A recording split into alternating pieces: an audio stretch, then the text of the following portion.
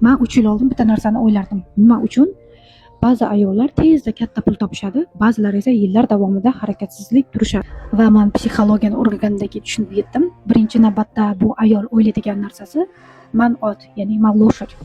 Va u ayol har doim ishlash kerak, faqat qilish kerak deb o'ylaydi va hamma mas'uliyatni, hamma narsani o'z zimmasiga oladi. Va atrofdagi hamma zaif, kuchsiz, mas'uliyatsiz erkaklar ham, hamkorlar ham deb o'ylaydi. O'zim zo'rman, kuchliman, bularning barchasi jirkanchli, ya'ni attalkavit qiladi, o'zidan uzoqlashtiradi. Oqibatda hamma imkoniyatlarni o'zidan uzoqlashtiradi. Chunki bu ayol qilish kerak bo'ladigan yagona narsa bu umuman olganda atrofdagi odamlarni tushunishni o'rganish kerak bo'ladi.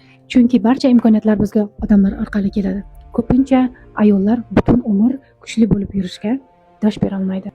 Men sizni tushunaman. Siz hayot shunday, vaziyat shunday deyishingiz mumkin.